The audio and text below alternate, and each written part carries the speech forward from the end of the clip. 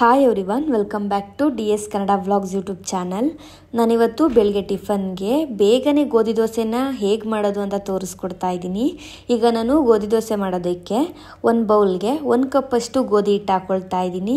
ಹಾಗೆ ಚಿಕ್ಕ ಕಪ್ಪಲ್ಲಿ 1 ಕಪ್ಪಷ್ಟು ಚಿರೋಟಿ ರವೆ ಹಾಕ್ಕೊಳ್ತಾ ಇದ್ದೀನಿ, ಅಂದರೆ ಸಣ್ಣ ರವೆ ಹಾಕ್ಕೊಳ್ತಾ ಇದ್ದೀನಿ.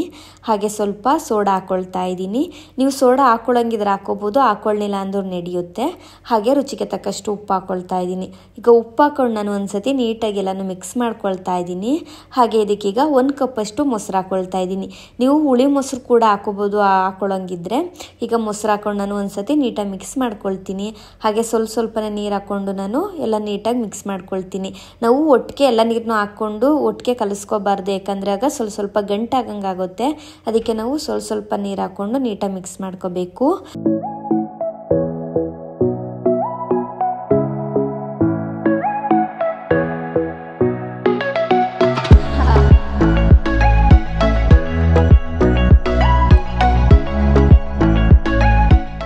ನೋಡಿ, ನಾನು ಗೋಧಿ ಹಿಟ್ಟು ಸಂಪ್ಳನ ಈ ಹದಕ್ಕೆ ಕಲಿಸ್ಕೊಂಡಿದ್ದೀನಿ.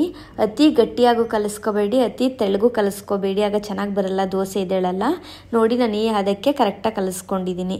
ನಾನೀಗ ದೋಸೆ ಬ್ಯಾಟಲ್ನ ಒಂದು 20 ಮಿನಿಟ್ಸ್ ಎತ್ತು ಮಾಡಿಕೊಳ್ತೀನಿ. ನೀವು ಬೇಕಿದ್ರೆ ದೋಸೆ ಆಗಲೇ ಕೂಡ ಉಯ್ಕೋಬೋದು, ಇಲ್ಲ ಅಂತ ಅಂದರೆ ಒಂದು 10 ಮಿನಿಟ್ಸ್ 20 ಮಿನಿಟ್ಸ್ ಬಿಟ್ಟು ಕೂಡ ಉಯ್ಕೋಬೋದು. ಆಗಲೂ ಅಷ್ಟೇ ದೋಸೆ ತುಂಬ ಚೆನ್ನಾಗಿ ಬರುತ್ತೆ. ಗೋಧಿ ಸಂಪ್ಳನ ಒಂದ್ಸತಿ ಚೆನ್ನಾಗಿ ಮಿಕ್ಸ್ ಮಾಡ್ಕೊಳ್ತೀನಿ. ನೀವು ನೋಡ್ತಿರ್ಬೋದು ಸಂಪ್ಳ ಸ್ವಲ್ಪ ಹಳ್ಳಿದೆ. ಈಗ ನಾನು ಪ್ಯಾನ್ ಬಿಸಿ ಹಾಕಿ ಮಾಡಿಕೊಂಡಿದ್ದೀನಿ. ಪ್ಯಾನ್ ಬಿಸಿ ಆದಮೇಲೆ ಅದಕ್ಕೆ ಸ್ವಲ್ಪ ನೀರು ಹಾಕ್ಬಿಟ್ಟು ನಾನು ಮಾಮೂಲಿ ಯಾವ ರೀತಿ ದೋಸೆ ಉಯ್ಕೊಳ್ತೀವಿ ಅದೇ ರೀತಿ ನಾನು ದೋಸೆ ಉಯ್ಕೊಳ್ತಾ ಇದ್ದೀನಿ. ಹಾಗೆ ದೋಸೆ ಉಯ್ಕೊಂಡು ಅದ್ರ ಮೇಲೆ ಒಂದು ಪ್ಲೇಟ್ ಮುಚ್ಚುತ್ತಾ ಇದ್ದೀನಿ. ನೀವು ಬೇಕಂದರೆ ಸೆಟ್ ದೋಸೆ ಥರ ದಪ್ಪಕ್ಕೆ ಸಹ ಉಯ್ಕೋಬೋದು ಗೋಧಿ ದೋಸೆನ. ನಾನು ಸ್ವಲ್ಪ ತೆಳುವಾಗಿ ಉಯ್ಕೊಂಡಿದ್ದೀನಿ, ಯಾಕಂದರೆ ಸ್ವಲ್ಪ ಕ್ರಿಸ್ಪಿಯಾಗಿ ಚೆನ್ನಾಗಿ ಬರುತ್ತೆ ಅಂತ. ಈಗ ಕ್ಯಾಪ್ ಓಪನ್ ಮಾಡ್ತೀನಿ. ನೋಡಿ, ದೋಸೆ ಚೆನ್ನಾಗಿ ಬೆಂದಿದೆ. ಇದಕ್ಕೀಗ ನಾನು ಸ್ವಲ್ಪ ಎಣ್ಣೆ ಹಾಕ್ಕೊಳ್ತಾ ಇದ್ದೀನಿ. ನೀವು ಬೇಕಿದ್ರೆ ತುಪ್ಪ ಹಾಕ್ಕೊಳ್ಳಂಗಿದ್ರೆ ತುಪ್ಪ ಹಾಕ್ಕೋಬೋದು, ಬೆಣ್ಣೆ ಹಾಕ್ಕೊಳ್ಳಂಗಿದ್ರೆ ಬೆಣ್ಣೆ ಹಾಕ್ಕೋಬೋದು.